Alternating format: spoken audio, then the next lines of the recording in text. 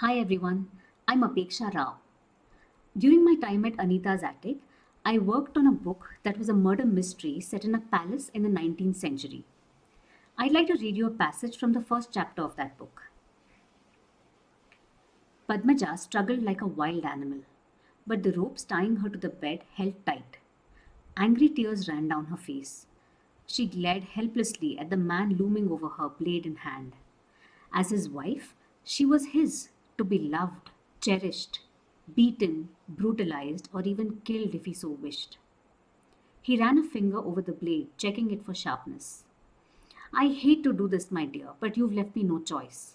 You must pay for your family's deceit. There was a cackle from behind the jharoka in the wall. Make her pay! Make the bitch pay!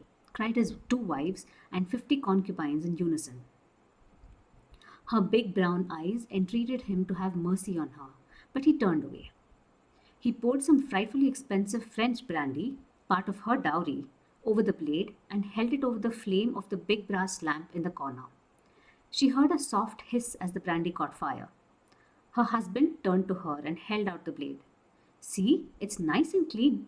I told you not to worry. I'll make it quick. She lay spread eagled on the small bed with her limbs tied to the four posts. A garland of jasmine had come loose from its moorings and was lying across her knee. There were rose petals all over the bed. It was a mockery of a wedding night. Her husband pulled the ghagra away from her right foot and stared at it in disgust. The extra toe that no one had told him about. He raised his blade high in the air and brought it down in one smooth swoop. She screamed as loudly as the gag allowed and shut her eyes tight. Rajkumari Sa, princess, wake up! Padmaja, princess of Rajgarh, sat up with a huge gasp and looked blankly at the girl who was wiping her forehead with a damp muslin cloth. Shh!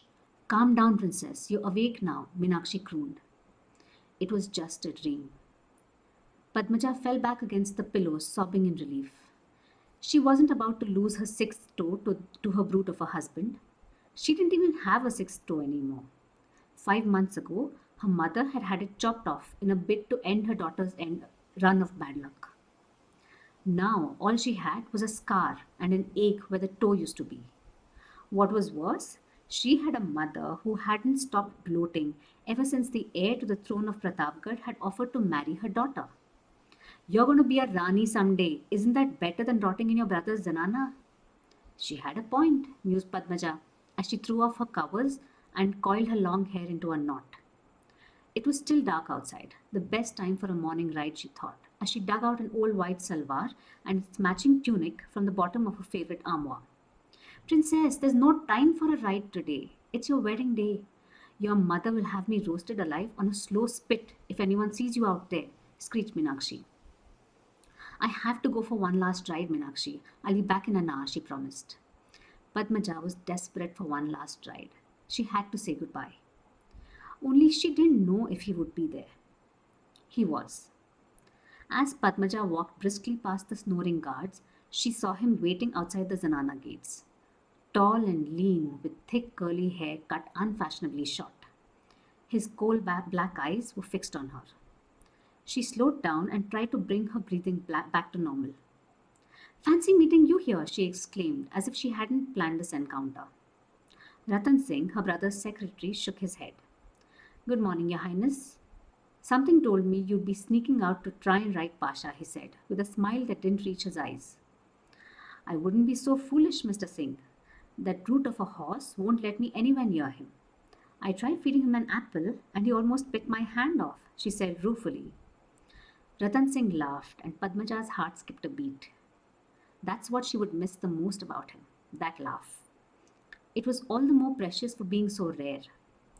Ratan was a serious man. It took a lot to even make him smile, and it seemed like Padmaja was the only person who could make him laugh. Never in public, of course. He was very aware of his position as the Maharaja's secretary and kept a respectful distance from all the members of the royal family, much to Padmaja's disappointment. The only thing he couldn't seem to deny her were these morning rides. Padmaja knew this was their last ride together, and she wanted to savor every minute of it. They were almost at the stable doors when a stable hand came running out. He froze when he saw them standing outside. What's going on? The groom bowed to Padmaja. Khamma khadi, Your Highness. Ratan Babu, please take the princess back to the Zanana. There's been a terrible tragedy. We need to inform the Maharaja. What happened? Pasha is missing, said the groom mournfully. Is that all? He must have kicked his stall open. Where's Bhura? He will know where to find that silly horse, said Padmaja with a laugh. That's the problem, Your Highness. Bhura is dead. What? How?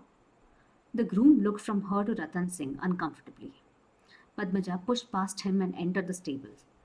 Princess, stop! You can't go in there. Padmaja ignored Ratan's shout and made straight for Pasha's stall. It was empty. The stall next to it was open, and Bhura was lying on his back looking peaceful. It was as if he had died in his sleep. Only the big red bow around his neck told a different story. Thank you. I hope you liked it.